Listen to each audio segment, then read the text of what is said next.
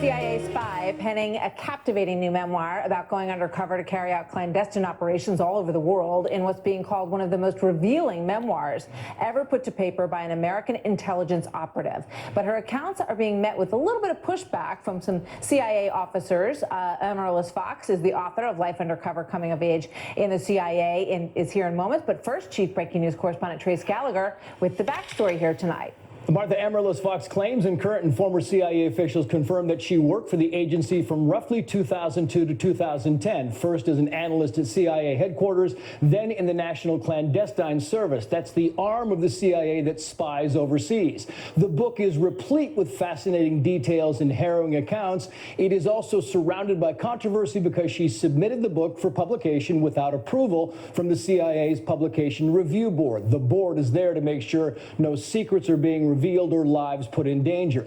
Fox says she gave the CIA a manuscript more than a year ago, corrected a few minor suggestions made by the agency, and hasn't heard back. But the book reportedly includes the sort of details that the CIA has censored from other books, like when Amaryllis Fox posed as an art dealer in China seeking to infiltrate nefarious networks that acquire nuclear weapons. And because Fox claims she operated under the non-official cover, or NOC, the details are especially sensitive because that means she posed as a private citizen, not a diplomat, leaving her without diplomatic protections. And in the book, she talks about things like the CIA obtaining false IDs from motor vehicle and passport agencies, information many believe the nation's top spies are not eager to share. Fox acknowledges changing certain facts and names to protect national security, but says any fictionalization is inconsequential. But some former CIA agents think much of the book might be fiction, and they point to the climactic scene where Fox claims she met alone with al-Qaeda terrorists in an effort to stop them from setting off a radiation bomb in Pakistan. She says the meeting was successful. Her critics say the agency would never have sent an American case officer alone to meet with dangerous extremists. Fox maintains the book is absolutely true, even if every detail is not. Martha. Trace, thank you very much. Here now exclusively, Amaryllis Fox, author of Life Undercover: Coming of Age in the CIA. You and I spoke for a while earlier, and that's going to be on the podcast of The Untold Story, and I encourage everybody to listen to it because there's so much here to tell. But just a few minutes here, and answer some of those questions that Trace brought up in the piece about the pushback and that meeting with the al-Qaeda operatives. Yeah, it's a long and important process that we go through, right, when we want to share stories that we feel like are in the public interest, but maybe don't know what is and is not appropriate to share at this particular moment. And so for me, the details operationally and in terms of identification that I got guidance needed to not be in the piece gave me a moment to say, okay, well, does the story even make sense without them? Is this still a useful thing to share? And in my case, because this isn't a book about one particular operation, this is a coming of age journey of understanding what it was to be an American, to be a human in the days of the War on Terror, and what our call to service is, each and every one of us as Americans.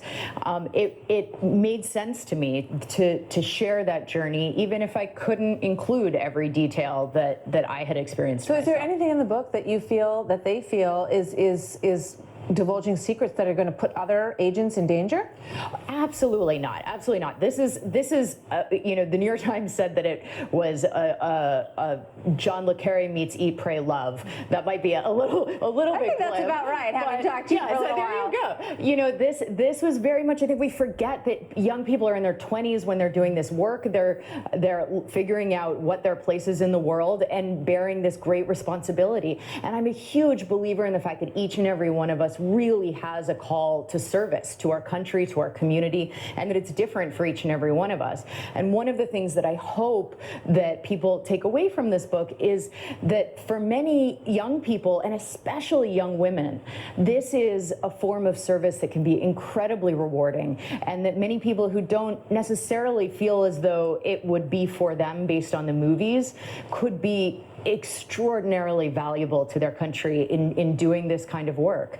And that is something that I think some of the Hollywood portrayals and other things that are out there don't really give a sense of. The fact that it's actually very soulful. This is about cultivating relationships and connections with sources, allowing them to come to the light side and be a part of leaving a legacy of Talking freedom. people out of becoming suicide bombers. That's exactly right. That's exactly right. And in many cases, the ability to build that relationship can predict and prevent acts of war, and that saves our war fighters, our brave men and women, from being put in danger.